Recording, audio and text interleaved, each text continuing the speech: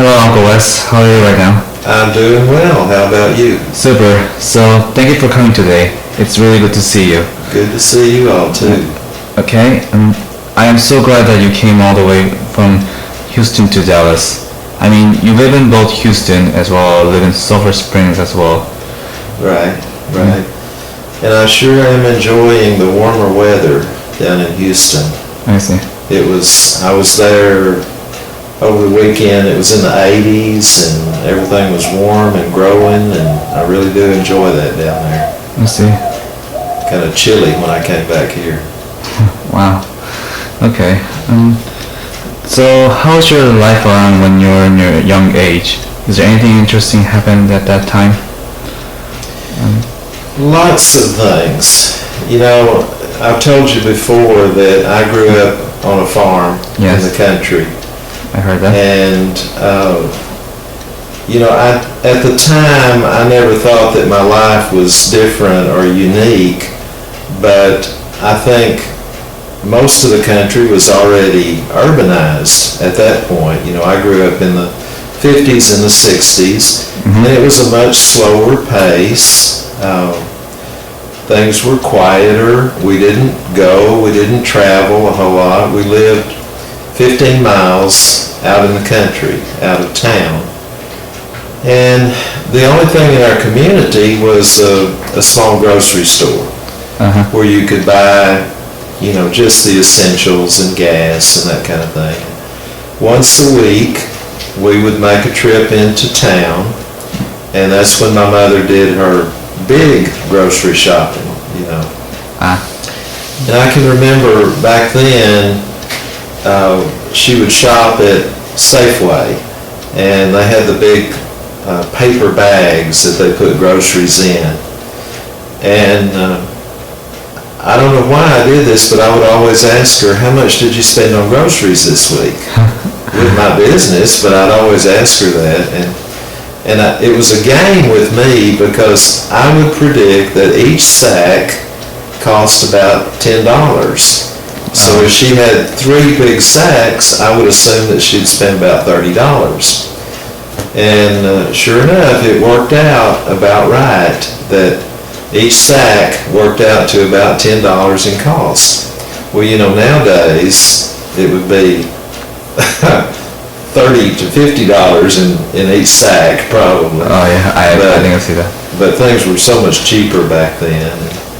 We lived a very simple life. We had a garden and grew all of our vegetables and potatoes and corn and squash and all that kind of thing. We had chickens, and we had our own eggs, and we had cattle and pigs. We would kill a pig or two every year, and put up the meat. And so, I was thinking the other day, the way I grew up, very little difference between the 1950s in rural Texas and the way my ancestors in medieval Europe were living.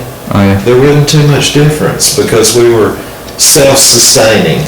I see. We lived on our land and we fed ourselves from that and didn't have much need for much else. Of course, clothing and shoes and that kind of things we bought. But so much of what we ate and what we consumed, was grown right there where we lived. And it was a peaceful, wonderful time. You didn't hear about crime so much. We never locked a door. I don't think our front door would lock. And one crazy thing that I can remember was that if we happened to go to visit my grandparents who lived like a mile down the road, my mother would pin a little piece of paper on the screen door saying, "We've gone to my grandparents, we'll be back in 2 hours," or something like that. Leave the door unlocked. Now, you couldn't get away with that anymore. That would just be an invitation, to somebody to come in your house. But back then, let's say we had relatives come by, they might come in the house, and see if there was any food in the refrigerator or anything.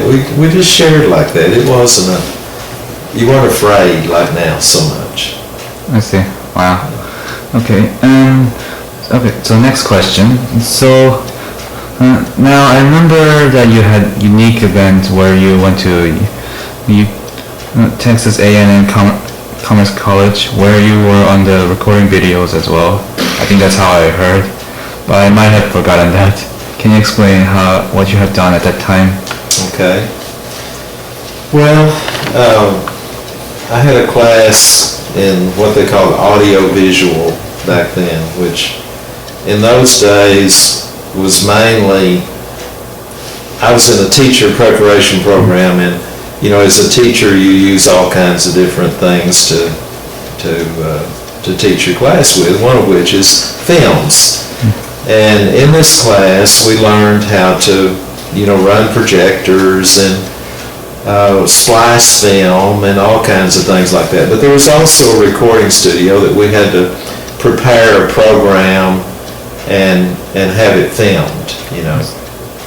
Well, I didn't know it at the time, but my future wife was in the class too, and we happened to be working together on this project, and that's how we met. And that was in my last year in college, and then she had another year after that. So I guess, that was quite an event for me to meet her and,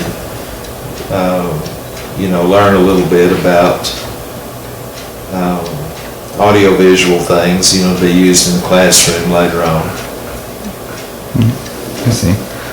That's really good. That's really good because I'm right now in the section of the digital video production as well. So, but I understand your experience with the audio video. So, sure. Yeah. Okay. I keep forgetting what I just said, but alright. I guess after your life in college, I wanted to ask you about your life. Oh, sorry, I got the wrong section there. Right. Also, I am speaking about your life in Texas A&M Commerce. What experience as student has impacted your life? Well, I think more than anything, it opened up the world to me.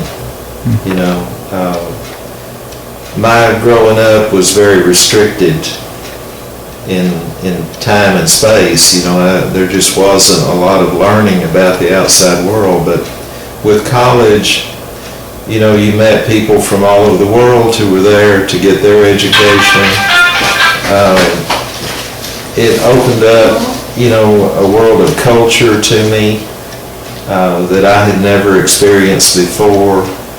I remember, hearing some world famous authors like Pearl Buck and different ones that came to our school and presented programs. So more than anything, it expanded my world a great deal, and it gave me more of an appreciation for the wide world, and the differences and everything that were out there.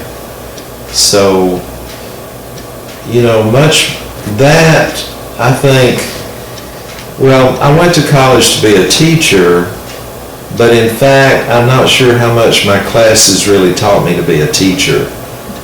They expanded my mind to be able to do all kinds of things, and that was probably the most important part of it, is just showing me that there was so much more to learn, that I had to do it on my own. I see. I guess that's how all our experience goes then.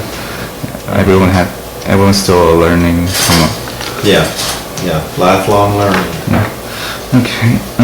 So after your life in college, I want to ask you about your life working with the communities as well as life as a teacher. Is there anything that's interesting to you? I remember my first experience teaching, and I've done other things, for several years before I ever went into teaching, but I guess I had this idealistic view that all of the students were there and they were so excited about learning. And, you know, I know I was a geeky kid and I was interested in all sorts of things. I loved learning about different things. And I think the biggest shock to me was when I got in the classroom and I realized that not everybody did. Not everybody was like me. Not everybody was there to learn. Many of them were there just because they had to be there. So that was kind of a shock, you know, and I think a lot of first-year teachers go through that because teachers love learning. That's why they're teachers. And it's hard for them to understand that not all students are there for that purpose. Many are there just because they have to be, you know. But I enjoyed my years of teaching. You know, I really did. There were some really bright spots and some interesting people and kids that came through my classes, and really liked it, really enjoyed it. I wouldn't want to go back, but I did enjoy that. And also, I took a couple years off to work for a health service agency. And that was an eye-opening experience too. You know, I got to use the foreign language on a daily basis, and I learned a lot that, you know, the language I had learned in class might not exactly be the language spoken on the street and used on a daily basis. But that was an excellent experience for me. You know, I worked with other cultures and groups. I worked with the Mennonite community. We had a lot of Mennonite ladies that came in to the clinics. We had many Latino women and oh my, Middle Eastern and all kinds, you know. But it was a good learning experience. You know, I worked with the community a whole lot and outreached in the community and advertised what we did, and so it was a great experience for me. I see. All right. I also managed to ask this question as well. If you can go back in time and having the most difficult time, especially when you're at a young age, if you have a most difficult time, what would you say to your past self for any advice? You know, I'm 66, and I always thought that as you got older, you were wiser, and you had answers to questions and all that kind of thing. But I discovered that that's not the case with me, anyway. As I get older, I have more questions, and I have less advice. You know, it all depends on the situation. It comes down to the moment. You know, you're a different person at different times in your life. And I would have no advice for my younger self. I did okay. I went through some tough times, but I did okay. But as far as giving advice, no, I don't. I think you just have to realize that life goes on. You know, what looks really bad today, a year from now, won't look that bad. You know, looking back on it, it won't be that bad. And you have to just keep on. There are times in my life when I could do nothing but put one foot in front of another and keep on going. Keep on plugging. And I think that's the key, is just to keep on going, you know. But as far as any deep wisdom, no, I don't have it. I don't have it at all. Okay. I guess this is the questions I can actually answer right now. All right. All right. All right. Thank you for having this interview with me. So. You're very welcome. Glad to do it. All right. Thank you.